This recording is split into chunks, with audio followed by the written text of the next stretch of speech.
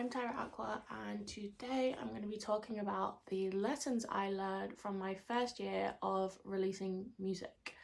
I released my first song back in October 2024. It's now October 2025, so I've had a whole year of releasing music, and in that time I've released more songs beyond my original single. I've also performed for the first time and also performed multiple times since then, and I've also worked with other artists on collaborations and features. So in the short year, I've not done everything I would like to do, but I have definitely ticked off some of the milestones, and through that I've learned a lot of lessons. And so today I want to share those lessons. Maybe they will be useful to other upcoming artists or new artists, or maybe if you're debating whether or not to start releasing for the first time and taking music from being a hobby to being something maybe a bit more potentially. Yeah, I'm just going to share some of those lessons and we'll see how we get on.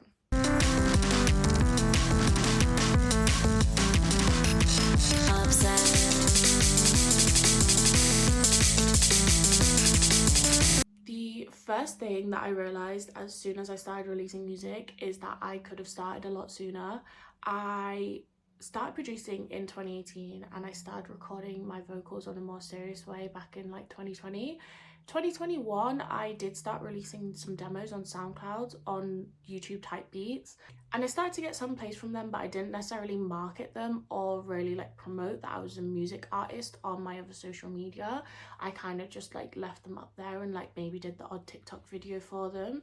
I think from having done music for so long, I actually had a massive archive of songs that I had produced, of lyrics that I had written, and they all were just kind of sitting there because I didn't feel like they were good enough and I didn't feel like they were professional enough for me to be able to release them. And as soon as I released my first song, I was like, oh, I could have been releasing all of those this entire time. Like, not every single thing, especially like from the super early days, but probably from about 2021 onwards, I would have been fine to start releasing music and it have been good. And the reason why I say this is once you start releasing is when you learn the most. So by holding back from releasing, you're actually missing out on so many lessons and so much understanding that you're only going to gain from releasing music and operating as an active music artist, which I was not doing. I think as a creative, we can be our own biggest critics, and I think that maybe sometimes if you're very harsh on yourself, nothing you make will ever feel good enough to release, especially if you are comparing yourself, unfortunately, to professional standard musicians. My music is not going to sound as professional as somebody with a full team, as someone recording in a professional studio. I will always sound like a bedroom artist at this current stage, but it's like finding acceptance of that and finding acceptance that that's part of my journey.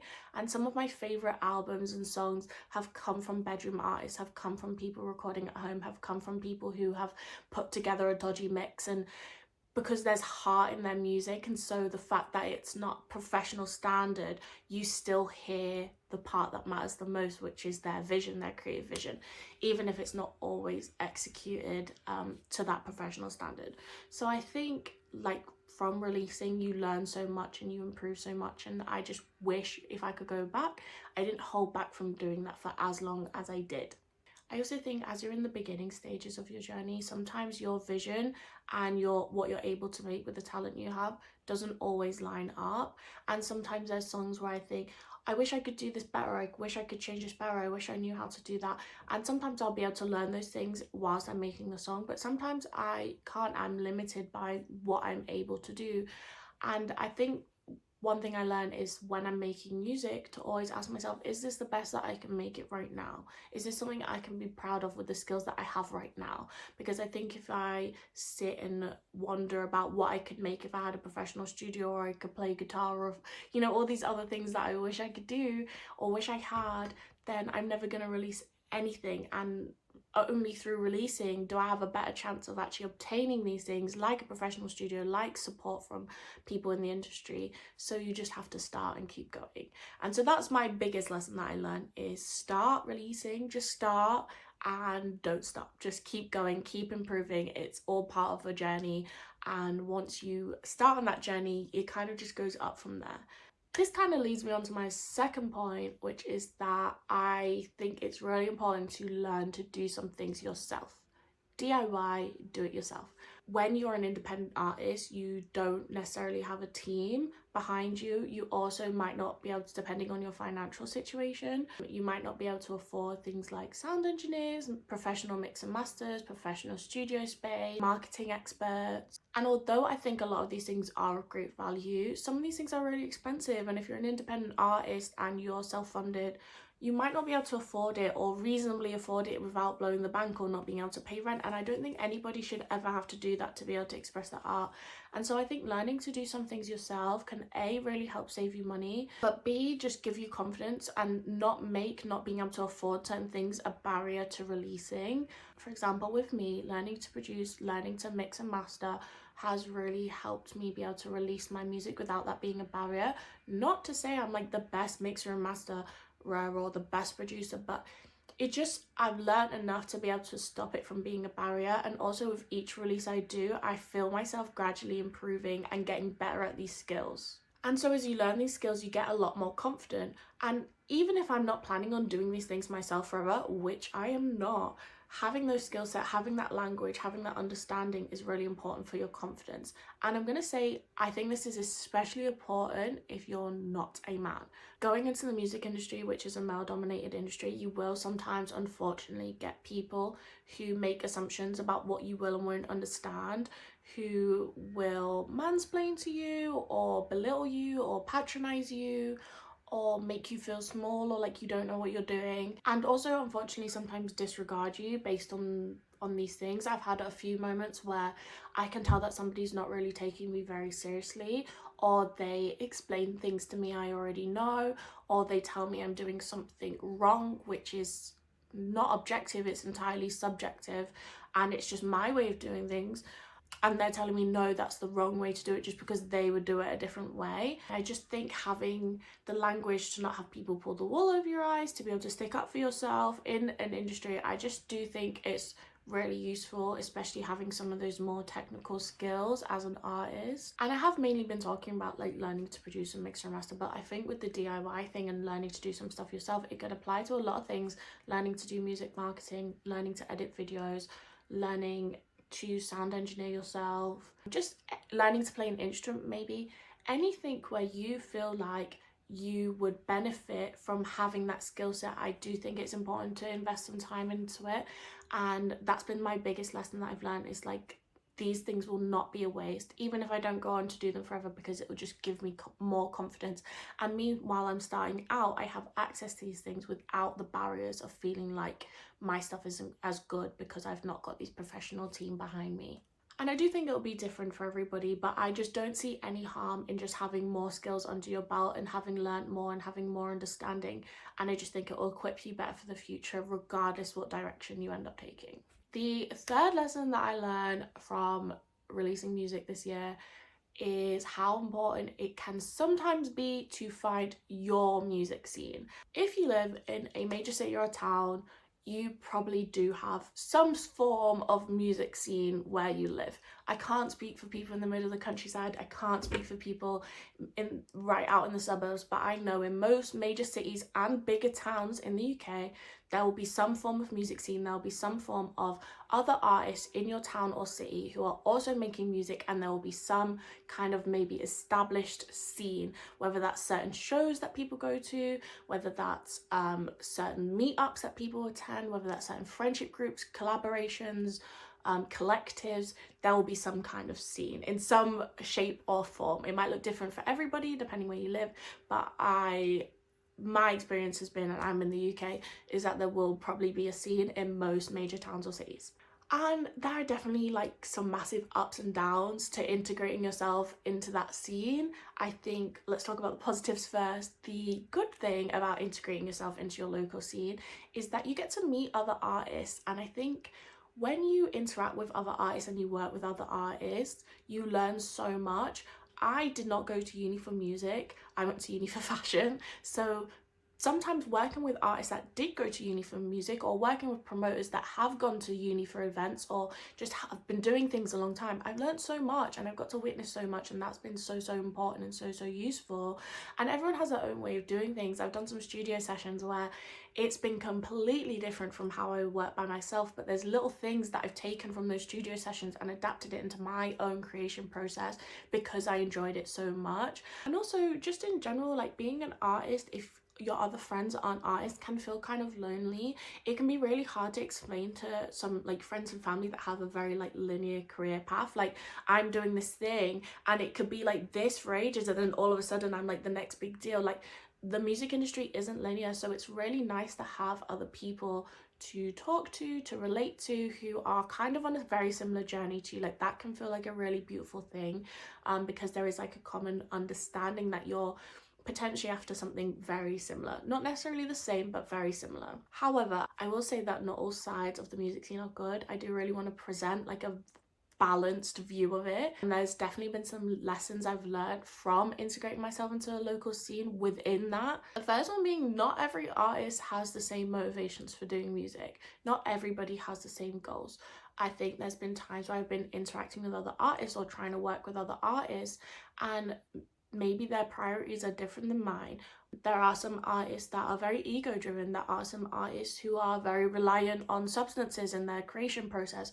There are some artists who are probably more focused on like groupies and the status of being a musician than they are actually like the music that they put out and make. And that's not from a place of judgment, that's just realistic. And I think when you're an artist and you're going to work with people, I think it's really important to make sure you're on the same page and you have the same understanding. I record 99% of the time sober. I don't really like, I'm not really that bothered about like the status of being an artist. Like I know what my intentions are behind being a musician, and so it's the best studio sessions, the best work I've ever had with people have been when we have very similar ideas of things. I just think it's really important, if you can, to try and find some artists that align with what you envision for yourself and have similar ambition to you, just because I think it just makes it easier in the long run. And that's not in a judgment place for anybody that has different motivations. Everyone has their own reason for doing things. And the second thing I learned from integrating to the music scene is not every scene is your scene. If you live in a diverse city, there's probably going to be segments within the music scene based on different genres, based on different age groups, based on different communities. So like as an example of this, when I first started releasing music, because my music is kind of like electronic-y, I started to like try and go to some shows that were on the Manchester like hyperpop scene, and I very quickly realized that like I didn't necessarily fit in within that scene specifically. I think so the first event I went to, I think I got called Unk about 3 times. I think I got called old multiple times. I had it was quite like not as like racially diverse as I'm used to on other parts of the music scene in Manchester. And just all in all, I just didn't really feel like I fit in. My music isn't necessarily like strictly like what people think of when they think of hyperpop. I normally describe myself more as like an alternative electronic artist, and I definitely draw from hyperpop sometimes, especially in some of my earlier stuff, but it's not like strictly hyperpop. So it's like one of those where I think I just didn't feel like I fit in, and like my music wasn't quite right for that scene. And just because I didn't necessarily fit in with that group of people, with that scene, that doesn't mean that I should question my music or my talent or anything about me. And since then I actually went to some like new wave, dark wave, like gothic electronic music events, and I had such a good time. I feel like the age range fit more with me because I'm 30, so I went to the event and there was people everywhere from like 20 to like 50s, 60s, and I feel like age wasn't necessarily a thing. I wasn't like the oldest person in the room, which I definitely was when I went to the hyperpop event. I definitely felt like I was 5 if not 10 years older than everybody else there, and I just felt really like kind of uncomfortable because I'm just used to being around more like diverse people. And part of the reason I felt uncomfortable is because I felt very othered because of my age. I don't feel when I go to like gothic electronic events, because it is such a mix, and age just isn't really a thing. Like no one ever really, like when I go to shows, no one really asks me how old I am at like gothic electronic events, because everybody's such a mix, and I feel like you get to an age where it just doesn't matter anymore. So that's like a segment of the scene that I'm definitely looking to explore a little bit more. I haven't yet. I've kind of taken a bit of a break for other reasons of like being more embedded in my local music scene, but I do think, yeah, it's like finding your specific segment of the scene that makes the most sense for you. But also, if you don't fit in at all into your local music scene, and this is something I realized like a few months ago, like even if I don't fit in Manchester, like who cares? Maybe it's just because you're not supposed to be a part of it. Like think of your favorite artist, think of your favorite musician or favorite creative.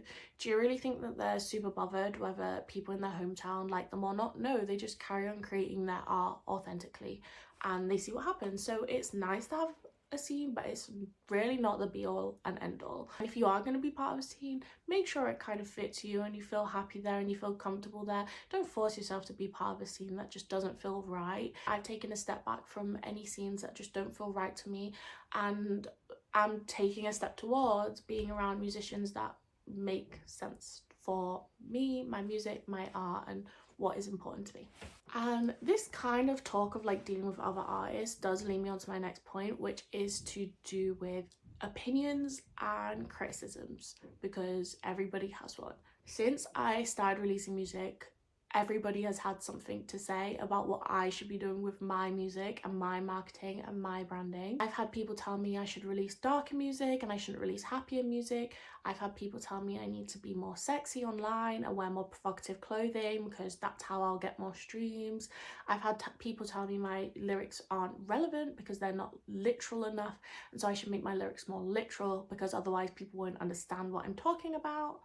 I've had people tell me that I should lie about my age and pretend I'm not 30 and say I'm 21. And I've also had people tell me that I should dress and act more like an e-girl and brand myself as an e-girl because that will get me more success. So honestly, everyone and their second cousin has had an opinion on how I should release music and how I should create music, and not all of them have felt right or felt relevant. But I think for a while, because I had so many voices in my ear, I did start to feel pulled to listening to other people about what I should be doing and how I should be creating. And then I did The Artist's Way, which is a book I think I'm going to do a separate video talking about my experience with. And I realized that I needed to start being more authentic to me. And one of the things that they talk about in The Artist's Way, there's a whole chapter on criticism and feedback, and she basically explains when you receive good criticism, it should feel like the missing jigsaw piece or like a light bulb moment. And if you receive some feedback which doesn't feel like that, then it's probably not relevant to you. You don't need to listen to it. Creativity is so subjective, but it's ultimately your creativity is your creativity. So somebody else having an opinion on how they would do something, that's for their art, that's for their creations, that's not for you necessarily, unless it feels right. And also, sometimes people's opinions are based on their own limiting beliefs, are based on their own biases and their own insecurities and projections. So the really good example of this is the guy that told me that I should be posting like I'm teasing an OF account because then I would get more streams on my music. That is entirely based on his own biases and his own limiting beliefs about my place in the music industry as a woman. It wasn't based on what was right for me. It wasn't based on what felt right. And this is not from a place of like, if you are a woman or a girl or somebody who uses your sexuality to promote your music and you enjoy doing that, then that is completely fine. And I sometimes like enjoy posting in a way that is to some people provocative or like sexual or sexy, like, but the point is it wasn't his place to tell me that I needed to do that. Do you see the difference? Like, he was telling me that from a place of like, that's how I as a woman should be marketing myself. So because it didn't feel right, I was free to just ignore it. Also, sometimes with harsh criticism, we can find within it hidden truths. So I had someone comment on my TikTok to say that I sounded like a Pink Pantheress clone. And the comment was obviously intended to be mean. The way it was worded was very mean. She was obviously like coming for me a bit. But when that like original like reaction, that anger subsided, I realized the reason why I was actually so annoyed by that comment is because I didn't want the Pink Pantheress comparisons, because the music that I actually wanted to be making was way more alternative than that, would have been way more different.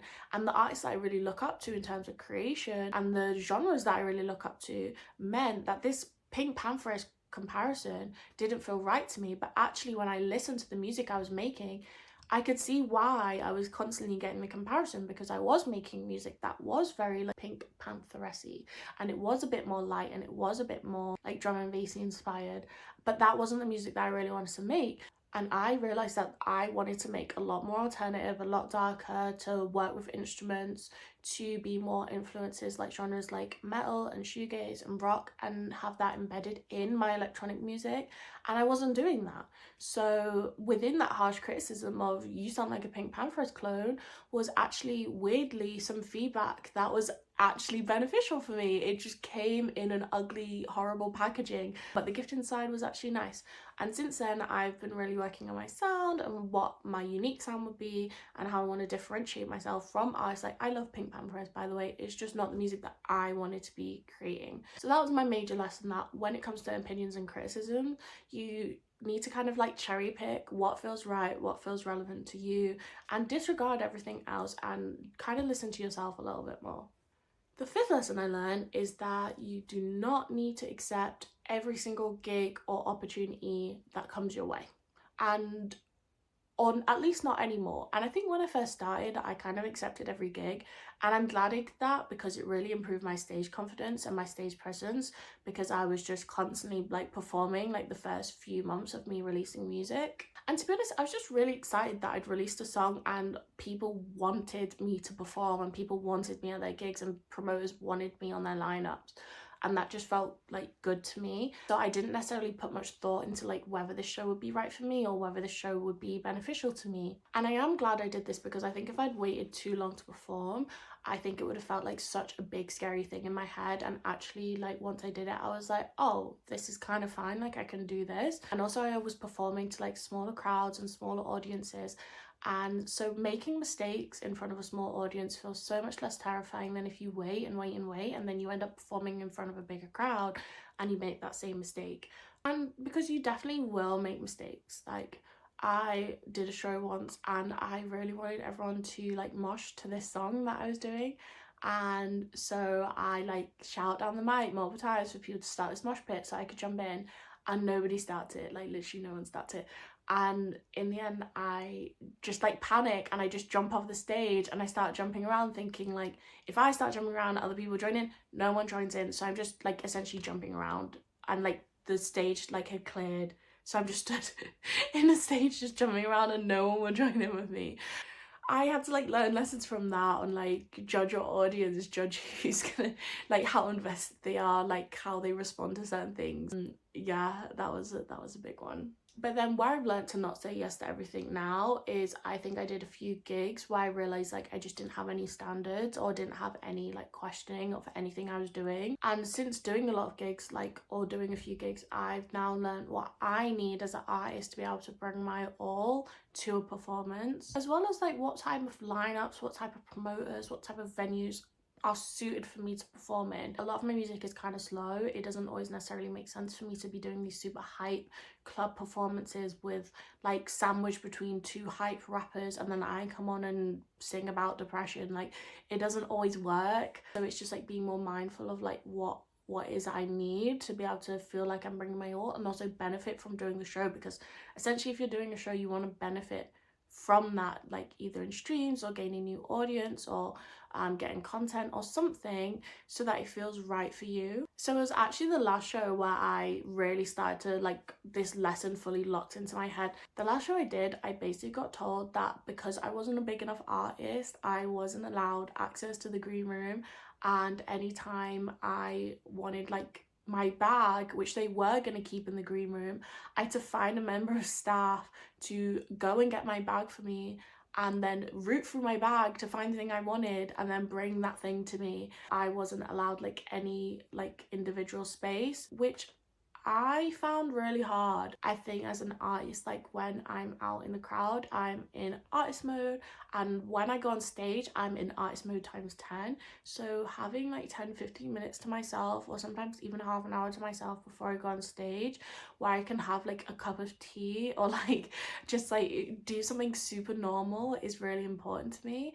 And I think being told that only bigger artists were allowed to have access to space just made me feel not valued as a performer, like I didn't deserve to have my own space.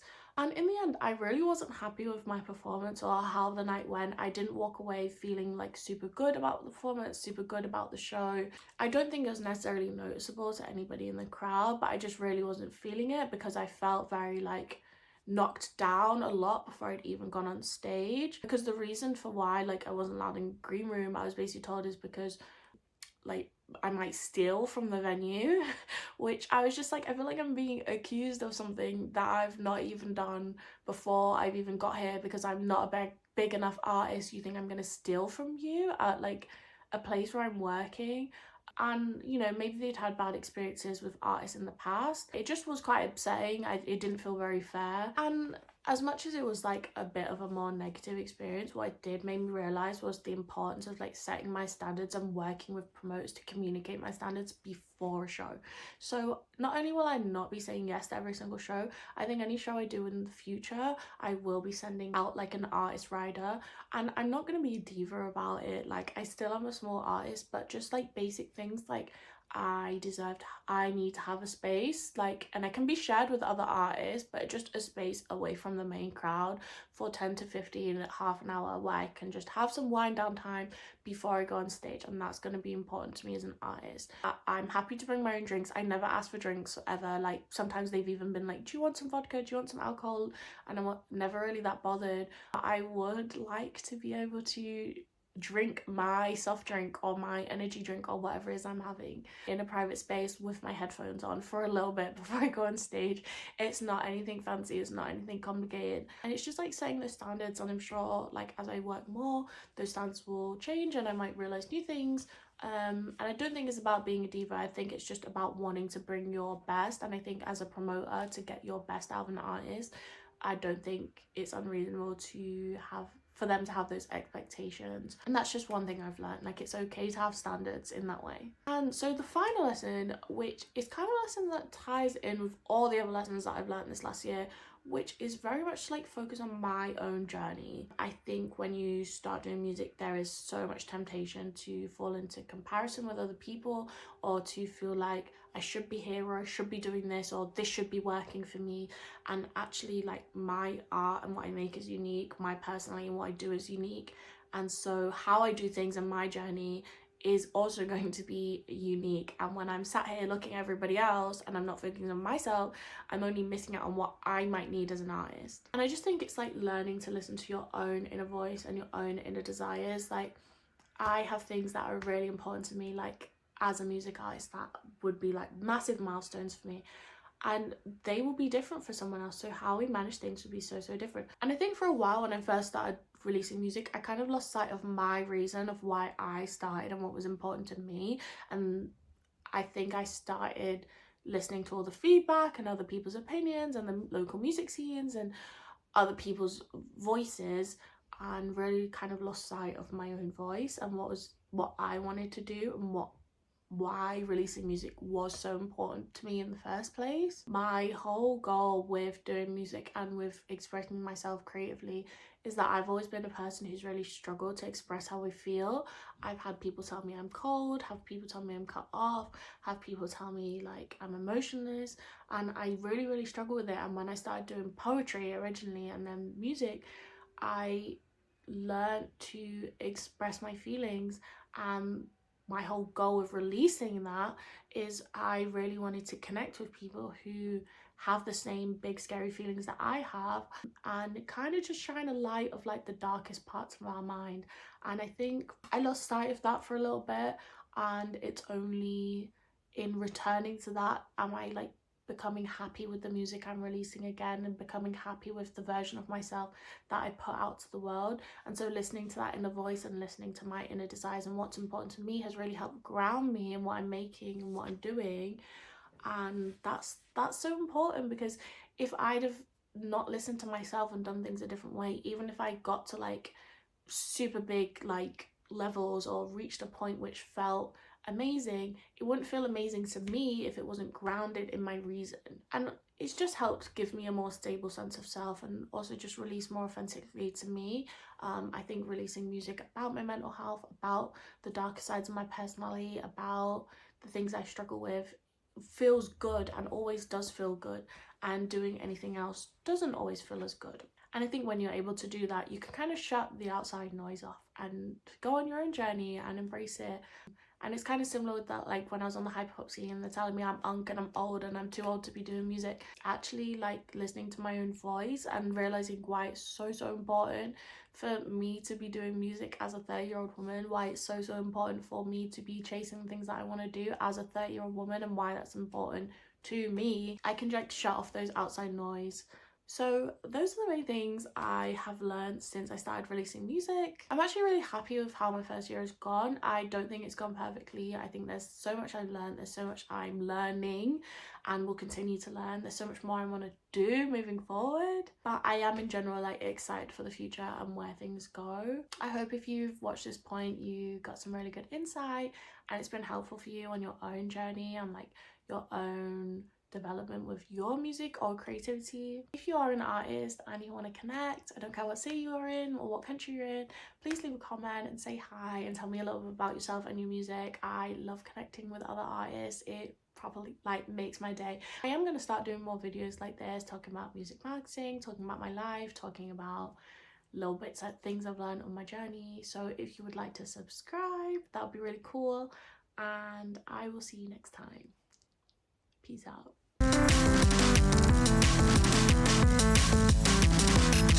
Upset.